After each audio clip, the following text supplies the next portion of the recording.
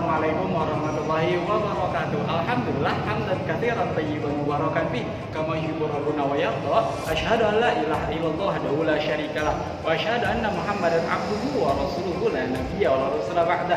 Allahumma shalli wa sallim wa zid wa barik wa an'im ala habibika Mustafa Muhammad sallallahu alaihi wasallam wa ala alihi wa sahbihi wa man tabi'ahum bi ihsan ila yaumid din. Wa ba'du. Makhluk semuanya, ya semoga kita tetap sehat, semangat dan tetap bisa menjalankan ibadah dan juga belajar dalam kehidupan sehari-hari kita. Oke, hari ini seperti yang kalian lihat, Bapak tidak ada di rumah, tidak ada di luar juga, tidak ada di rumah makan seperti sebelumnya ya. Bapak ada di rumah Allah Subhanahu wa taala ya. Bapak ada di masjid. Nah, anak-anak berkaitan dengan masjid nih. Ini Bapak bawa ini ya, karena biasanya pakai laptop tapi nggak ada laptopnya, jadi Bapak bawa ini. Oke, bicara tentang sholat anak-anak, kita akan belajar tentang inti dari ibadah sholat. Nah, jadi sholat itu apa sih? Nah, kita mulai ya. Yang pertama, anak-anak, sholat itu juga artinya adalah doa ya. Sholat adalah doa. Sholat adalah doa. Atau juga bisa diartikan sholat adalah serangkaian ucapan, perbuatan, ya, gerakan gitu ya, yang dimulai dengan takbir Allahu Akbar dan diakhiri dengan salam. Nah, itu namanya sholat. Jadi sholat itu nggak asal kita asal duduk, asal berdiri, asal sujud rukuk ya, nggak asal. Tapi kita sholat ini harus sesuai dengan contoh dari Nabi Shallallahu Alaihi Wasallam. Nah, anak-anak, sholat ini adalah bentuk dari pengabdian kita kepada Allah, bentuk dari ibadah kita kepada Allah, juga bentuk rasa syukur kita kepada Allah Subhanahu wa taala. Nah, makanya di dalam salat ini kita harus khusyuk, tidak boleh sambil culang-cilung, culang-cilung ya, kayak gini ya, lihat kanan kiri atau lihat atas bawah atau sambil main-main saatnya, nggak boleh seperti itu. Makanya nih, juga saat itu kita tidak boleh mengganggu orang lain atau ada hal yang dapat mengganggu, itu harus dihindarkan. Kayak ini di masjid Bapak ini ada ini, HP mohon dimatikan ya. Tapi HP Bapak ini gak dimatikan karena lagi syuting ya. Nah, kalau sholat HP-nya harus dimatikan. Supaya apa? Supaya kalau ada yang telepon itu nggak ngeganggu ya. Bagi sholat Allahu Akbar kirimin kan itu nggak boleh ya, mengganggu orang yang sedang sholat kayak gitu ya. Nah, sholat sendiri anak-anak itu adalah merupakan tiangnya agama. Nih, Bapak ada di samping tiang. Ininya ya, Bapak ada di samping tiang. Nah, coba kalau masjid ini gak ada tiangnya, masjid ini bakal berdiri nggak?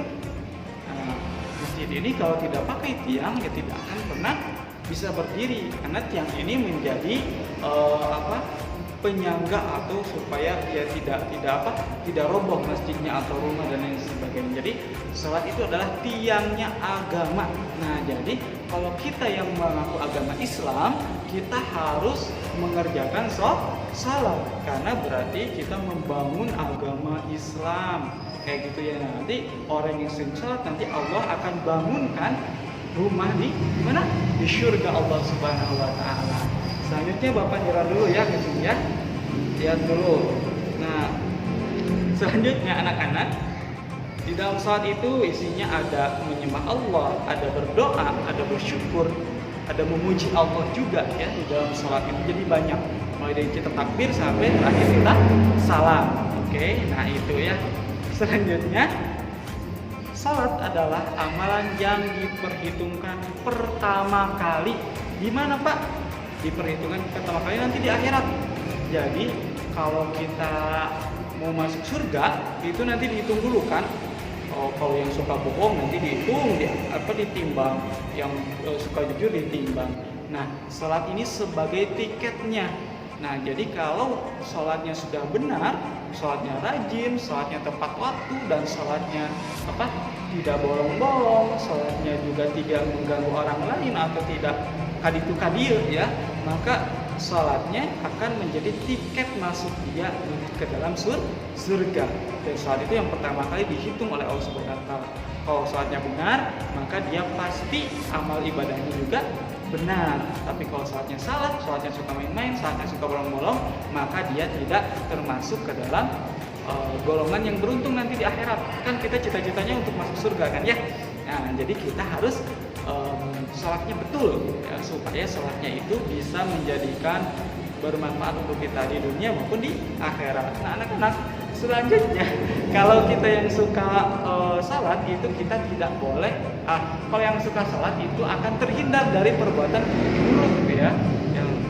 Jadi kalau kita suka sholat, maka kita harus tidak berbohong, kita harus jujur, kita tidak mencuri, tidak mencontek, tidak marah-marah ke orang tua. Nah, kalau orang yang suka sholat ya harus kayak gitu, karena sholat itu adalah mencegah dari perbuatan buruk dan perbuatan yang munkar. Oke. Apalagi ya Pak? Nah, mungkin itu dari ibadah sholat, arti dari sholat, kemudian sholat gunanya untuk apa, dan lain sebagainya sudah kita bahas ya. Terakhir, selanjutnya kita juga akan membahas tentang coba di sini ada yang masih sholatnya bolong-bolong. Kita belajar untuk sholatnya tidak bolong-bolong, bahkan kalau bisa tepat waktu begitu adzan kita pergi ke masjid untuk sholat kayak gitu ya. Selanjutnya anak-anak kita akan belajar tentang hikmah dari ibadah sholat itu sendiri ya. Hikmah ada banyak hikmah dari ibadah sholat. Bapak ambil 5 aja dulu ya, 5 hikmah dari ibadah sholat ya. Yang pertama, dengan sholat kita akan selalu ingat Allah Subhanahu wa Ta'ala. Dengan sholat juga, yang kedua ya, dengan sholat kita akan semakin dekat dengan Allah Subhanahu wa Ta'ala. Orang yang rajin sholat juga akan diganjar oleh Allah, diberi pahala oleh Allah dengan dimasukkan ke dalam surga Allah Subhanahu wa Ta'ala. Sudah 3 surga, kemudian mendekatkan diri kepada Allah, terus semakin mengingat Allah Subhanahu wa Ta'ala. Nah, orang yang sholat juga itu akan terbiasa untuk hidup bersih, hidup disiplin, dan hidup teratur. Kenapa? Karena kalau kita mau sholat kan kita wudhu dulu ya, kita wudhu dulu sebagaimana yang sudah kita praktekkan. Kalau kita mau sholat kita wudhu dulu, harus bersih dulu badannya, pakaiannya harus bersih, kemudian tempat sholatnya juga kita tidak asal, kita harus bersih. Jadi kita akan terbiasa hidup bersih kalau kita rajin sholat. Kedua, orang yang rajin sholat juga akan hidup disiplin, ya. Orang yang sholat akan hidup disiplin karena sholatnya tepat waktu, jadi hidupnya akan disiplin ya. Nanti di dalam hidupnya itu makannya akan tepat waktu, pergi sekolahnya tepat waktu, kalau sekarang ngerjain tugasnya tepat waktu, ngajinya tepat waktu. Nah, akan disiplin seperti itu orang yang rajin sholat. Itu hikmahnya yang keempat. Kemudian hikmah yang terakhir, Bapak ambil 5 saja. Hikmah yang terakhir adalah orang yang rajin sholat itu akan terhindar dari perbuatan buruk dan perbuatan dosa. Orang yang sering sholat akan terhindar dari perbuatan buruk dan perbuatan dosa. Nah, itu hikmah, 5 hikmah sholat yang akan menimpa diri kita ketika kita rajin sholat dan sholatnya tepat waktu sesuai apa yang dicontohkan oleh Nabi Muhammad SAW.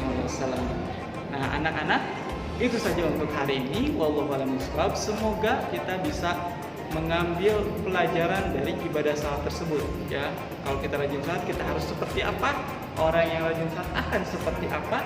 Juga akhlak atau perilaku orang yang suka salat itu harus semakin baik setiap harinya. Itu saja. Wassalamualaikum warahmatullahi wabarakatuh.